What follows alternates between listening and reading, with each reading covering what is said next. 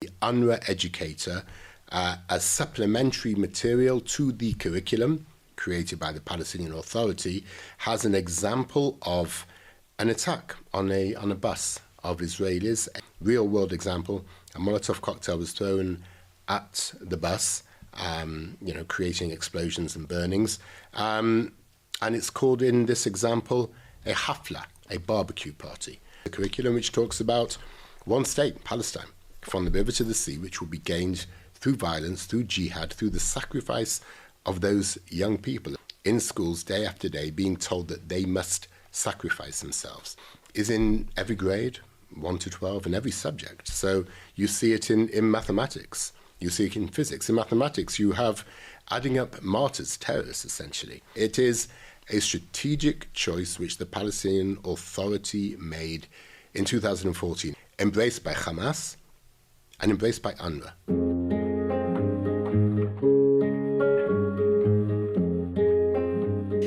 You're listening to East to West. This episode is part of our special investigative series uncovering the deep-rooted corruption within the UN agency UNRWA. My guest today is Marcus Sheff, CEO of Impact SE and a leading expert on education in the Middle East. Today, we delve into how UNRWA has allowed the seeds of extremism, indoctrination, and violence to take root in classrooms across the West Bank and Gaza. This is the same UN agency responsible for educating over 70% of Gazans. Disturbingly, at least 13 UNRWA staff members have been implicated in the October 7th massacre. Israeli hostages have reported being held in UNRWA refugee camps, and intelligence has revealed Hamas bases operating directly beneath UNRWA schools, all happening under the agency's watch. These schools, funded by international donors in the name of humanitarian aid, have tragically become grounds for radicalization. As the world begins to consider the day after the war, the question becomes urgent. How do we advance the cause for peace rather than fuel hatred and perpetuate this conflict? Marcus Sheff's organization has been sounding the alarm for years, exposing how UNRWA's education system promotes martyrdom and jihad, inflaming tensions rather than healing them and promoting peace. Marcus Sheff, thank you very much for joining me today. Thank you so much for having me. So before we dive in, I want to really take a look at the broader context here and help understand we have a UN agency that predates the UN Refugee Agency, a very specific mandate to deal with the Palestinian refugees from the 1948 war and all of their descendants in perpetuity. Now, according to the UN, 70% of Gazans are refugees, and so the UN is responsible for both their health and their education. UNRWA itself is teaching them in these schools, but who is writing the curriculum, and is it the same curriculum taught both in the West Bank and in Gaza?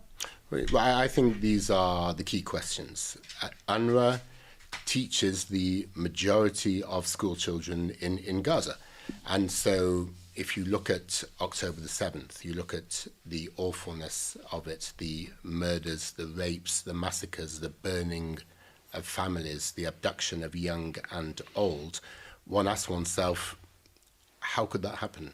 How could people bring themselves in their thousands to commit these acts? And the answer is, as you say, we have been warning year on year that the education inside of Gaza, taught in UNRWA schools and in Hamas schools, the same education, and we will get to that in a minute, is at the root of this indoctrination day after day from grade 1, when young people are taught a letter by using the idea of martyr and using the idea of tack, all the way to grade 12.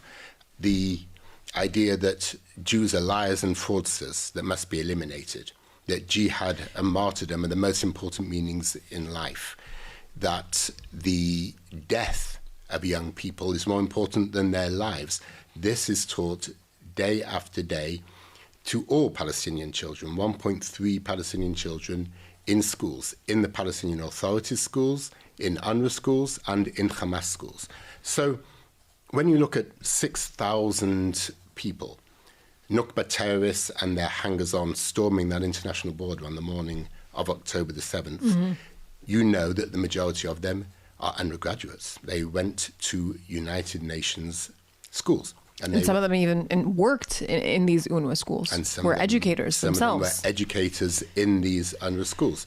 And so understanding the root of that behavior, of the awfulness of the indoctrination that can lead people to commit these acts, is deeply rooted in the education, in the textbooks that they studied day after day.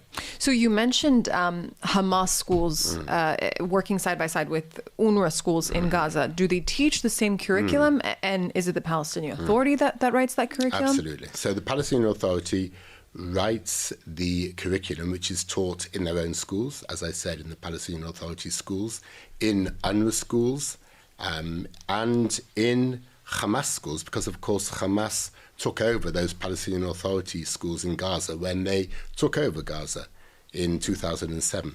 And what is interesting, by the way, is that Hamas have never had a problem with the Palestinian Authority's curriculum. They essentially, it's radical enough for Hamas to educate its pupils. Radical enough, jihadi enough for Hamas to quite happily educate its pupils, its students in its schools. And UNRWA as well. Now, UNRWA, and I think this is really important, does not have to teach the Palestinian Authority curriculum. It, like other UN organizations, has the right, the possibility of creating its own teaching materials. There are UN organizations teaching all over the world.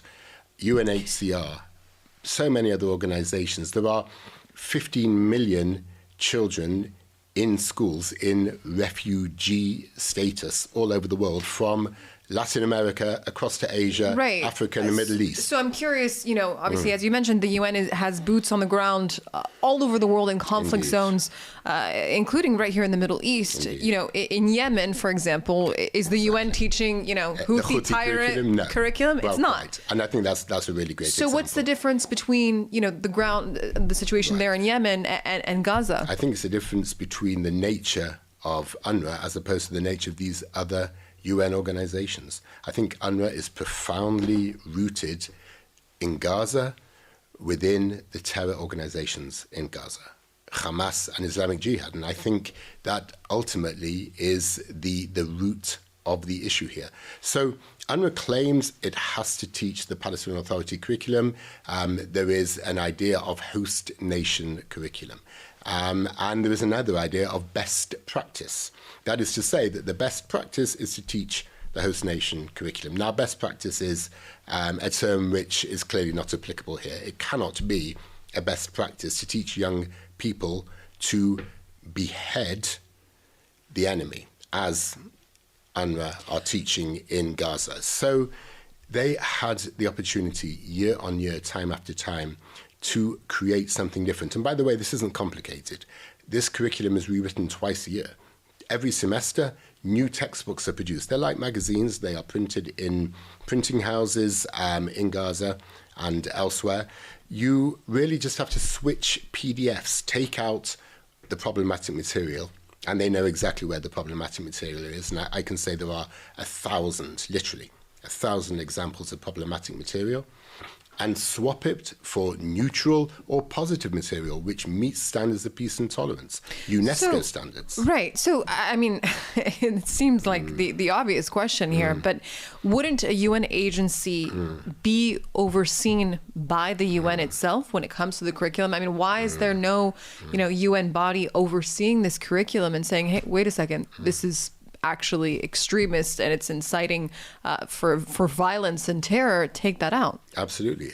A UN body which has been condemned year on year by the European Parliament, which has been condemned by governments and parliaments across the world for teaching this hateful material, which has actually been condemned by the United Nations itself. The third committee, which meets in Geneva, condemned UNRWA, its fellow organization within the UN, for teaching anti-Semitism.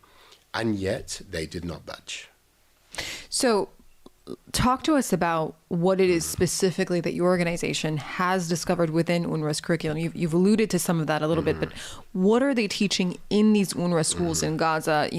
Walk us through what it's like for the average day for a Palestinian child that's walking into a classroom, an UNRWA classroom in Gaza. What are they being taught? And is it really as bad as they say. So, absolutely. Just to zoom out, though, for a moment and to give some context, Impact SE, the Institute for Monitoring Peace and Tolerance in School Education, we've been looking at textbooks in the Middle East and North Africa now for a quarter of a century. And here in the Middle East, textbooks are uniquely authoritative. They carry the identities, the values which rulers wish to pass down to the next generation. And they are quite unique insofar as there is one book, one grade, one subject outside of Israel. So that authoritative nature is increased sevenfold, as I'm sure you can imagine. And when we look across the region, there are really positive changes happening. From what I understand, specifically Sunni Gulf countries like Saudi Arabia, the UAE, how have they improved their curriculum? Well, Saudi Arabia has taken pretty much all the anti-Semitism out of this famously anti-Semitic school curriculum, as well as violent jihad, ideas of homophobia. The UAE has now had 2 rewrites of its curriculum. It is a curriculum which embraces the other, embraces Abrahamic faiths. Embraces tolerance, and we've seen it, a direct result of that, the Abraham Accords. And it's always a direct result. The curriculum is what creates the society of the future we all want to see. And Morocco entirely rewrote its curriculum and talks at great depth about its Jewish heritage, Jews who live in Morocco today, the importance of that Jewish element of the fabric of Moroccan society. Egypt is reforming its curriculum year on year. They're now at grade 7, which is 80% of all students. So I think what I'm saying is change is not only possible, it is happening across the whole of the Middle East and North Africa. And this is crucial for our future, for what we will see in 7, 8, 10 years' time in this region, when ideas of Jew hate, ideas of Israel hate will be taken out, will be minimized, will not be central to these school curricula. The Palestinian Authority went the other way. In 2014, they rewrote their curriculum. They had a reform, a famous reform, which everybody in Europe was talking about. And clearly people expected reform to be good, to be better material. What emerged was a more radical curriculum. What emerged was a curriculum which talks about one state, Palestine, from the river to the sea, which will be gained through violence, through jihad, through the sacrifice of those young people, of poor young people in schools day after day being told that they must sacrifice themselves. So what does their day look like? It looks like being told that Dalal Mughrabi, a terrible terrorist who was part of the murder of 38 people, including 13 children, is a role model. And especially for young girls, they must emulate Dalal Mughrabi. It looks like this idea over and over again about their personal sacrifice. And it is in every grade, 1 to 12, in every subject. So you see it in mathematics. You see it in physics. In mathematics, you have adding up martyrs, terrorists, essentially. So if you go out and perform 3 terror attacks, how much money will you receive from the PA in pay for slave change? It could be that. In this case, it is how many martyrs died in the first intifada, as in how many terrorists, how many in the second intifada, how many do you have? What does this tell us? It tells us that it's a strategy, that it is not happenstance, that this material came into this curriculum. It is a strategic choice which the Palestinian Authority made in 2014. And by 2016, the curriculum was completed. It was rolled out between 2016 and 2018, embraced by Hamas and embraced by UNRWA, entirely and absolutely. Now, UNRWA, I think, felt that they could do better. And so not only do they teach this appalling jihadi curriculum, which leads us nowhere except the path of violence, but they created their own supplementary material, which is just as bad. So just to give you an example, a UNRWA educator, as supplementary material to the curriculum created by the Palestinian Authority, has an example of an attack on a bus of Israelis, a Molotov cocktail, real-world example. A Molotov cocktail was thrown at the bus, creating explosions and burnings. And it's called in this example a hafla, a barbecue party. This is an UNRWA employee creating this material. And year on year, UNRWA employees have created this appalling material. So it's not even an idea that, well, we have to teach the PA curriculum, it's best practice. They are creating their own appalling material, and it has to stop. Calling for violence. I'm also assuming dehumanizing the other side, the Israelis, the Jews. What are some of the examples of that deep-seated anti-Semitism that is being taught in these classrooms? Well, you see it in Islamic studies, and you see it in humanities. Now, Islamic studies is interesting. It's a matter of choice. So countries all over the region have taken out the problematic hadiths, the commentaries on the Quran and the surahs, the parts of the Quran, which are problematic, and they have exchanged it for ideas of peace, of tolerance, of embrace of the other. So again, the UAE and Saudi and Morocco and Egypt year on year, even Jordan in its Islamic studies had a really quite wide-ranging reform. Islamic studies in the Palestinian Authority's curriculum is quite shocking. Ideas of Jews being liars and fraudsters whose fate will be elimination. Now, you think about October the 7th. What does it take to put in the minds of a young person that eliminating this person this Jew is acceptable? And what it takes is, frankly, that kind of indoctrination. Now, if you marry that up with nationalist ideas of, hatred of Israelis, and it's not about 67, it's about 48, then I think, that is the incendiary material which created the kind of massacre that we saw on October the 7th. It is day on day, it is year on year, it is a whole education of indoctrination, education to hate. Would you say that the October 7th massacre was a direct product of these UNRWA schools? I'm not sure that the October the 7th massacre could have happened and happened in the way it did without that kind of school indoctrination, yes. You've been warning about the dangers of UNRWA's role in radicalizing the Gazan population for years. We saw it, unfortunately, on October 7th. And we continue to see it as well when the hostages are released. Small Gazan children are encouraged to go to these horrific shows of Hamas force. Right. Were you shocked on October 7th? I think, we were all shocked on October the 7th, but my mind took me directly to the material in the textbooks. When I saw the footage that I saw, I made that connection. I think people who have seen the material and have seen the footage of October the 7th, the connection is disastrously there. And I think, if this is not, let me put it this way, if this is not a wake-up call to change the school curriculum for Palestinian children, then, we will just put ourselves in this position time and time again of the possibility of terrible violence.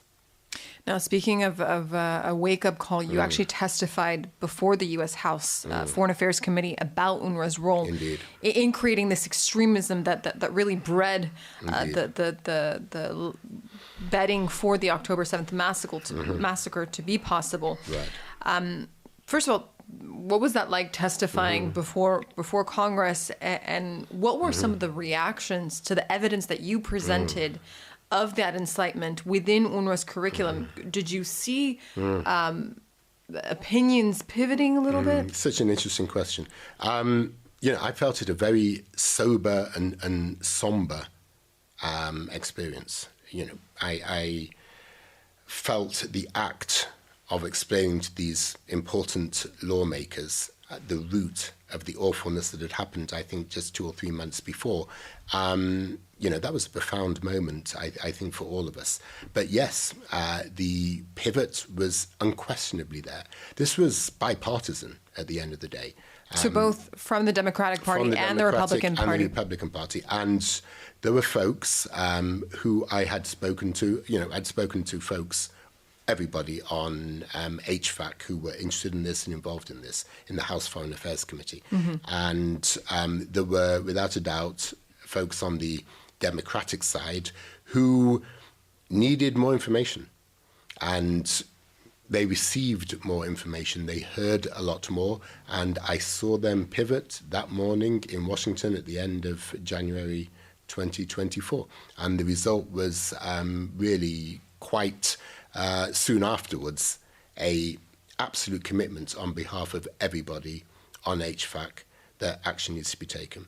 Who were these leaders within the Democratic Party that were sort of pushing back against the evidence that you were presenting to Congress? You'll forgive me if I don't name names. You know, what happens in congressional offices should remain confidential. You're right. I tried my luck anyway. And I think that was well worth a try. And, I would say, though, that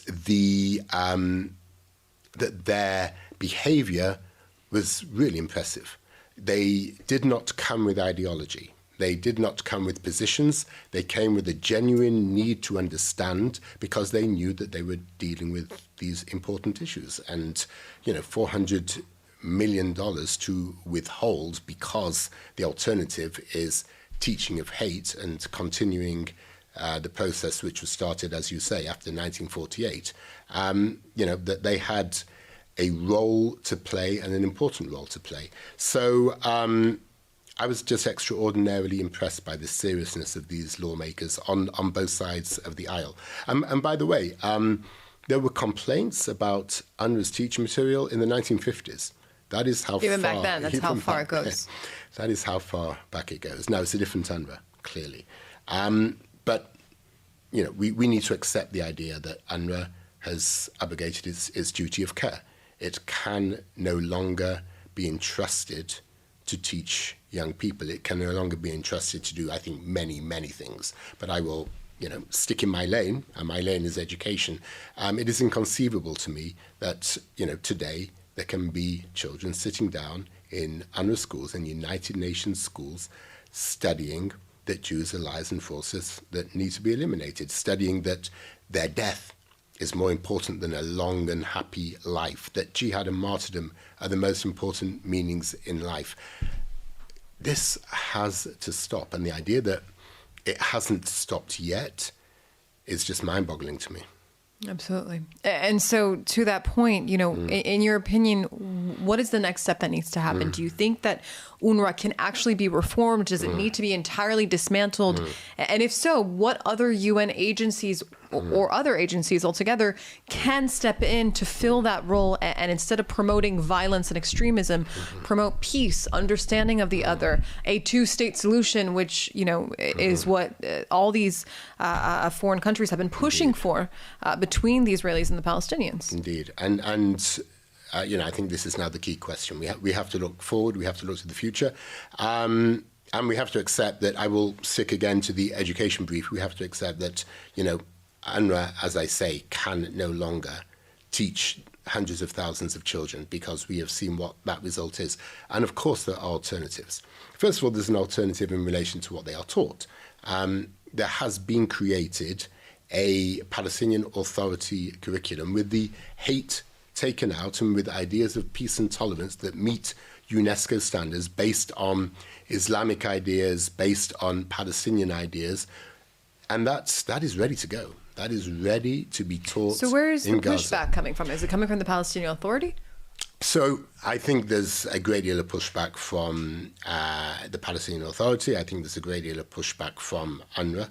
I think there's a great deal of pushback from, those radical organizations which still exist. But I think there's a great deal of acceptance from folks in the region who know about this curriculum and who understand that they have reformed their own curriculum the day after. If they're going to be involved in Gaza the day after, they're certainly not going to allow the teaching of hateful material, after everything they have done, to create curricula of peace and tolerance in their own countries. So I think there's a lot of interest and understanding in the Gulf and wider in the MENA region to this idea, in the United States as well, on the Hill and in the State Department. I hope and pray that it will be taken up, because it is just absolutely essential. We talk about de-radicalization. De-radicalization starts in education. That's what we saw during the denazification period in Germany. That's what we saw in Japan. with the denuding of these ideas of, imperial Japan and the divinity of the emperor, moving towards a Japan which is the wonderful country it is today. And it didn't take that long in Germany, by the way. So that's my next question. How long does it take when you initiate that process of de-radicalization? If we're looking at the young children of Gaza today, can we expect them as they become adults to be de-radicalized, or is that only for the next generation? Well, I think a school generation is not a biological generation. So, we can and we should be looking at 7, 8, 9 years. You look at the other side. It took Hitler a period of, 6 years to radicalize enough young Germans to join the Einsatzgruppen and shoot Jews in the head in Poland, for want of a better way of putting the awfulness of those actions. And it works the other way around as well. We saw denazification happen really quite quickly in Germany, as I said, in Japan after the war, and we're seeing it in the Gulf. Now, entirely different in the Gulf, clearly, but we are certainly seeing the beginnings of more tolerant societies as more and more children are studying curricular peace and tolerance. And so we can absolutely see that in Gaza. And yes, it can happen in conflicts. I'm always asked this, well, what do you expect and how can it happen?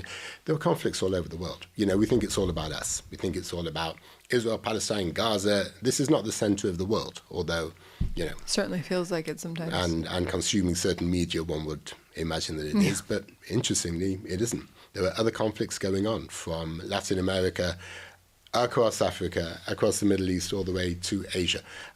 We expect children in conflicts to be taught curricula which meet UNESCO standards. Respect for the other, respect for the individual other, peacemaking as the way to resolve conflict, no hate, no incitement. These are gender equality. These are, basic UNESCO standards we expect to see even in conflicts.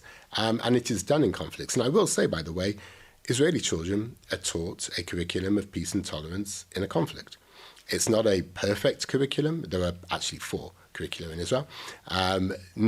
Israeli children are taught Arabic, the language of the other. We can't say that Hebrew is taught in the West Bank or Gaza. Indeed. And taught, by the way, a Palestinian narrative, so that they understand what it is that the Palestinians say happened to them in 1948. Israeli children get a liberal, progressive education, for good or for bad, in the middle of a conflict. They might be running to shelters. They might have lost members of their family. Many of them have. It's a small country, and the connection to terrible acts is just one person away in this country. And yet they are taught a curriculum which is based on ideas of peace and tolerance.